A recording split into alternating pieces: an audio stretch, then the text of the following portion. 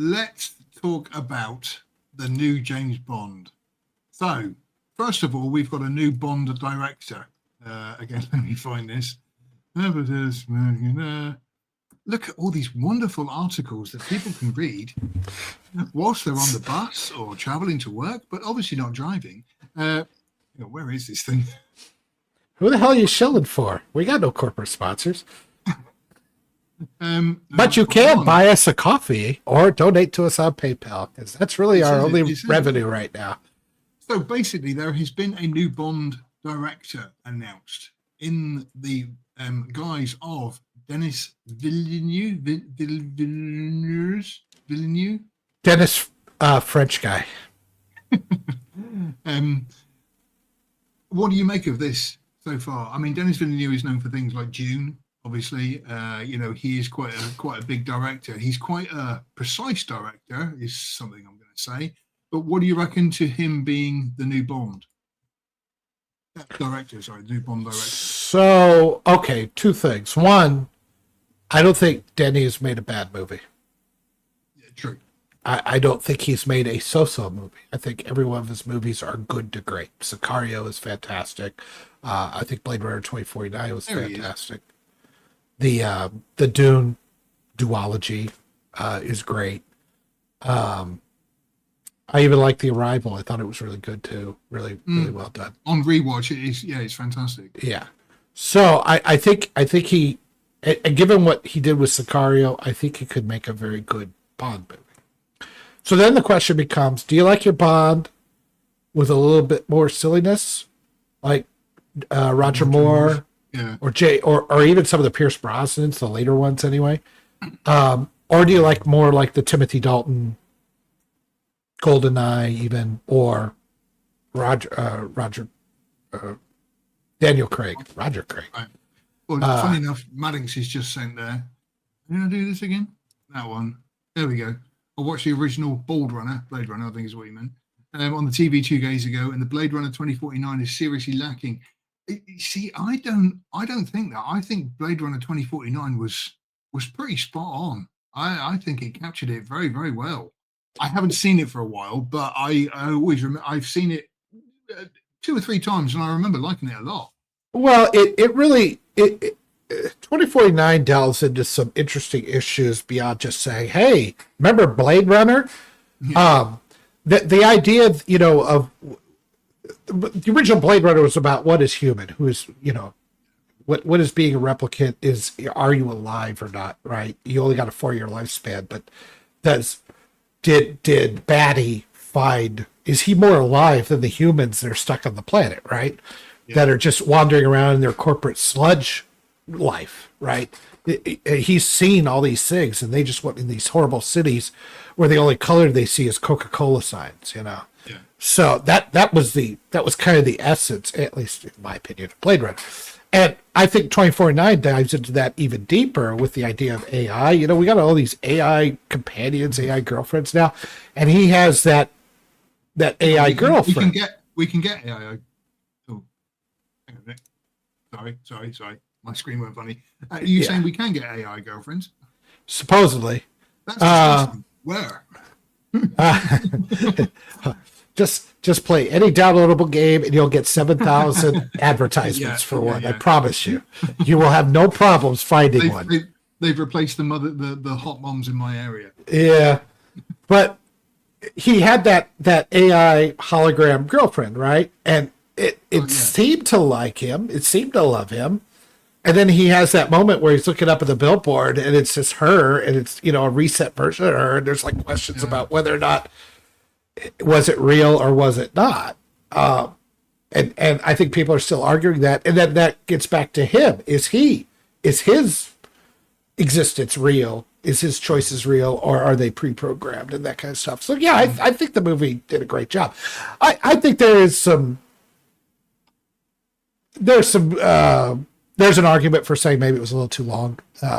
But other than that, I think it was fantastic. So again, I go back to Denny. If he makes a serious Bond, I think he would do an amazing job. The question is, have we had enough serious Bond?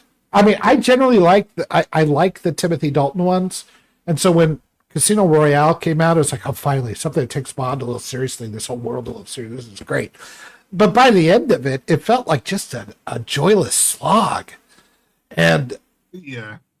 they just got more and more depressing as you went on. And I'm going, Bond isn't even fun anymore. Yeah. Yeah, my life is miserable. If I wanted miserable, I'd stay at home. Right. I want to go to the cinema and experience excitement and adventure, through the eyes of this secret agent. So, in conclusion, if you love a miserable Bond, Denny's your guy. If you want a Roger Moore fun Bond, I'm not convinced. Manning's just said that he reckons that Dalton was the best. Which I like Dalton a lot. Yeah, me too. I loved In Living Daylight. Now, License to Kill a little less, but it was okay. But I really love Living Daylights. Moving on though, so they have announced that they're going kind of like in a different direction, almost sort of down the route of, I don't want to say a prequel, but getting a younger actor who they can then count on for the next 10 years or so to hopefully be Bond. As it said there, that when Connery made his debut, he was 32, Lazenby was 29, Moore was 46, Dalton 41, and Brosnan 42, and Craig was 38. However, they're looking at going a little younger. For example, Tom Holland. He's 29. But that kid just looks like he's 12. I think he'll always look like he's 12. But yeah, if he were to do it, he'd be taking it so that he would be about 30 to 32 by the time of release. Thoughts on him? I think he's a little too earnest, He makes a great Spider-Man. I think if that movie were worth a shit, he would have been a good Nathan Drake, whatever that. Oh yeah, from Uncharted, yeah. Uncharted. I never played the game, but I get the idea behind it. I think he would have been good, but I guess the movie sucked. I never bothered to see it. But yeah, I just think he has an earnestness, kind of Bond has to have that air of mystery about him, and there's something mysterious about Tom Holland. Yeah, that's true. The other guy is Harris Dickinson.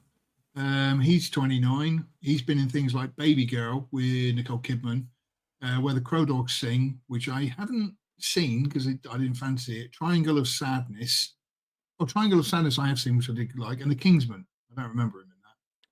Triangle of Sadness, is that the one where they're on that cruise ship but then it wrecks? Yeah. I really liked it. I did like it. I've only seen it the one time, but it was good. Yeah.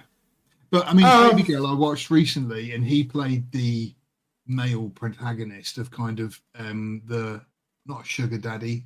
He was looking for a sugar mummy in Nicole Kidman. Obviously, he's much older than him.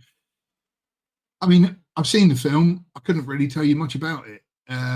He was in it, and that was about it. Sorry, I honestly, I don't have enough memory of him to render an opinion on that one. Maybe going with an unknown might be a good idea, though. Yeah. Everybody keeps saying like Idris Elba or Aaron Taylor Johnson, sort of like these big names. Yeah, going for somebody who's not so well known. Henry Cavill is still on my list, but I doubt that he'll get it. We'll come back to Henry in a minute, but the third name mentioned is Jacob Elordi, I think it is, appearing in Euphoria. Elordi. Saltburn is very good. Euphoria, I've not gone near. It's not my cup of tea. An Australian actor narrowly lost out to the role of Superman to David Corenswet. Is that Corenswet? Yeah, I think so. What a strange name.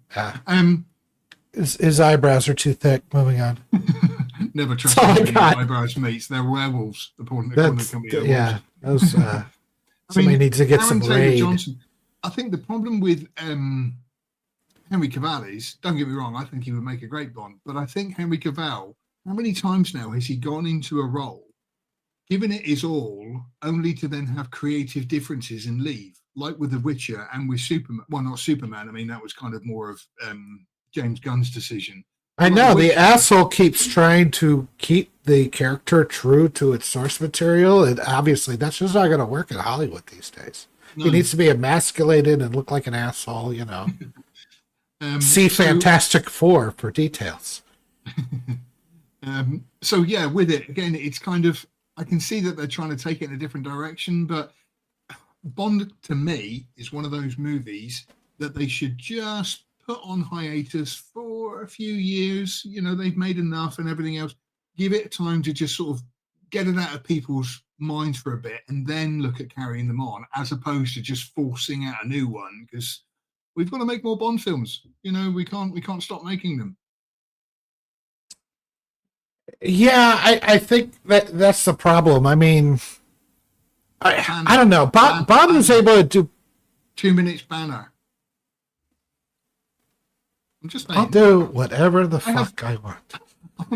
Excuse me, I'm in charge here. No, you're not. it is funny because I was thinking, I have missed these chats. Anyway, carry on. I'm just saying, they don't have anything new. They keep recycling all these characters. Even if you left him for a while, he's had what, 30 movies or something like that. Yeah, it's either they start redoing the actual novels and maybe putting a new spin on them properly, and maybe adding a through line through all of them. Although he never really had a through line. I don't think Fleming did. I haven't read them, but I don't know what to do. It's like either you guys got to start coming up with new shit, and you got to start being a little bit more. You got to take a few more risks. Yeah, absolutely. I mean, they became very formulaic for a long time. Everything has gotten so sanitized to corporate. Dancing nudie girls over the credits, plot exposition, car chase, and they became very formulaic for quite a while. And I think Craig, that first Casino Royale was kind of like okay, no, this is good. We're quite happy. This could work.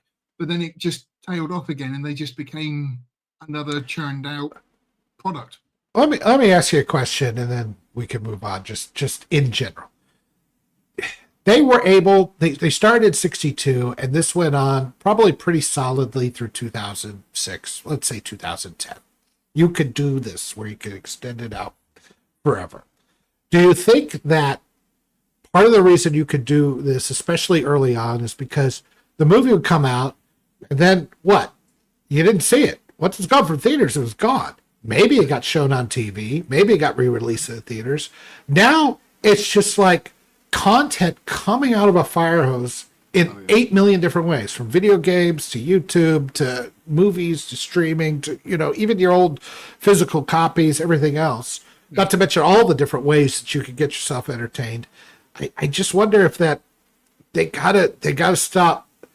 I think it's why they become so risk adverse and some nostalgic. It's the only way they can stick their head above water. But this is you've also got diminishing returns. But you've also got so many different services which are offering so many different things, and they all want you to subscribe.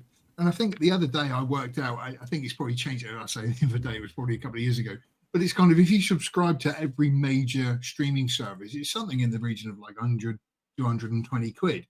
The same in dollars. And you're thinking, but I'm paying for all that, but then I'm working to pay for that. So I haven't got time to watch anything. So you've got to pick and choose what you watch. So, I understand they've got to stand out above the crowd and everything else.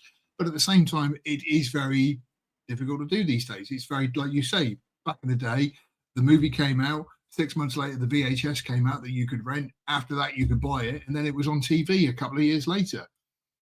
I just wonder what the economic. You can't just keep blowing $220 million on a movie anymore. They're not making enough money to even make their money back. So I don't know how they're going to. I'm wondering what the economic model is going to be moving forward. I don't see how it could continue.